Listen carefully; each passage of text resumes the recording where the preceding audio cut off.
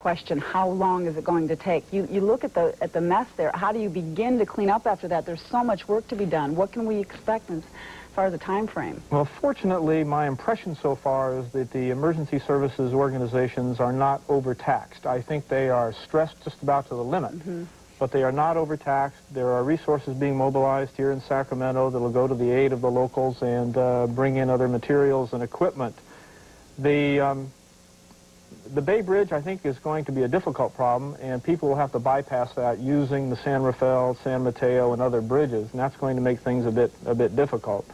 There may be temporary services provided in certain neighborhoods. For example, you may not be able to get water immediately from your water main, but people, I'm sure, are already working on bringing in water trucks, and you might have to walk down to the corner with some milk cartons and cans and bring water back for a few days. What do you think here, though? Can you even estimate? Are we talking weeks, months? How long to recover? I think, well, full recovery, believe this or not, when you talk about long-term recovery and reconstruction, can take a decade or more. But getting things back to normal, I'm going to suggest a week where things will be back enough to normal where you'll be able to do your normal activities. Okay, you're an expert. Let me ask you this. Were we ready for this? Are we ready to handle this? You said they're taxed. They're taxed. Assessments that have been made over the last decade or so suggest that we're ready to handle events of up to about this magnitude. And again, we have problems out there, but I don't see the response forces being overwhelmed. I think that there's been a tremendous amount of planning and training done by local and state people over the last few years.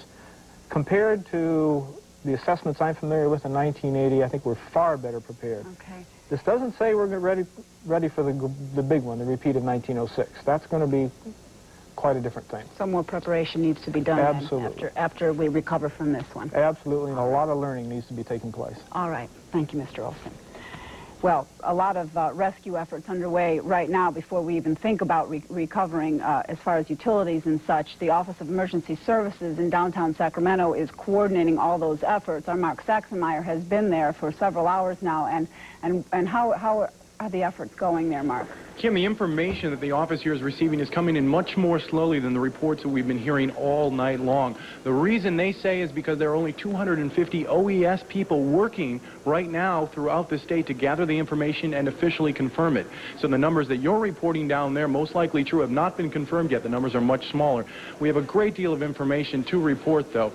So far, the phones have been ringing off the hook, but not a great deal of direct aid, not a great deal of counties and cities calling here for emergency help. The National Guard reports that they've looked over the San Leandro Reservoir, and that looks all right, and that's basically all they've been doing.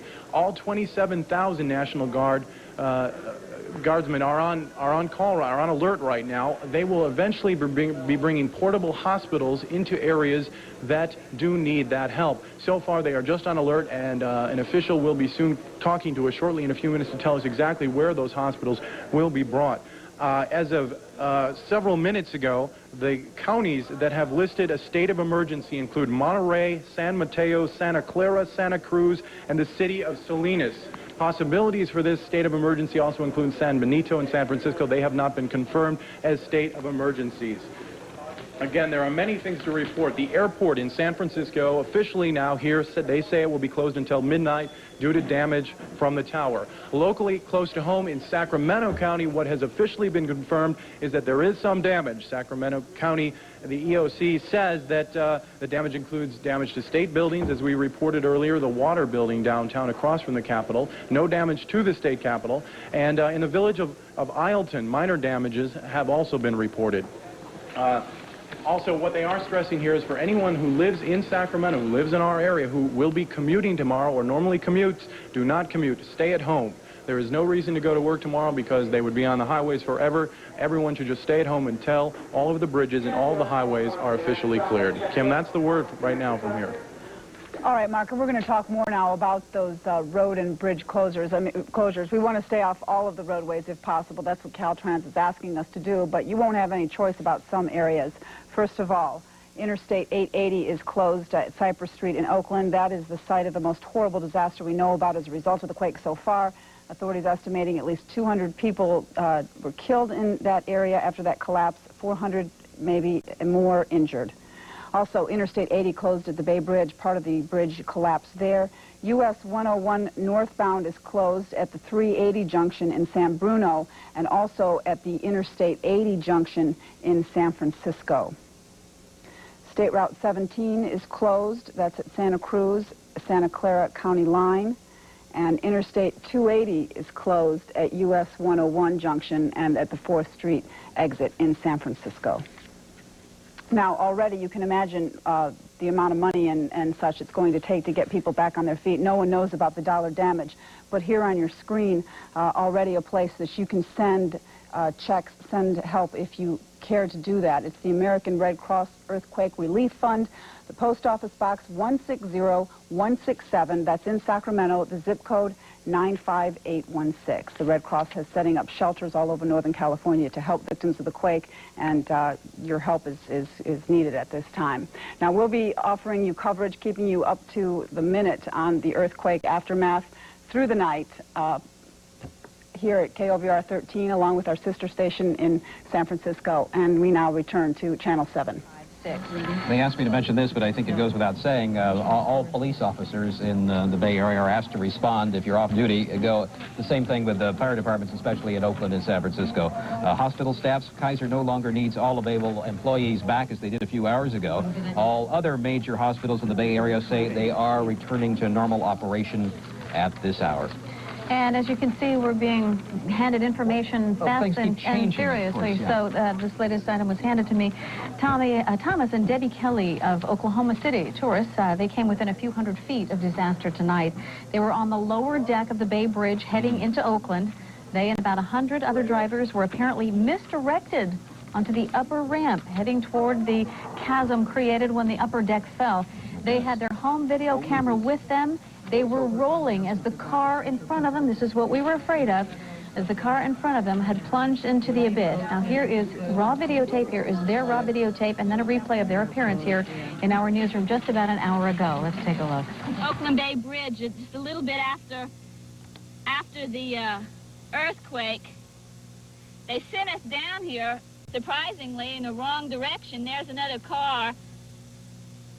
Gosh!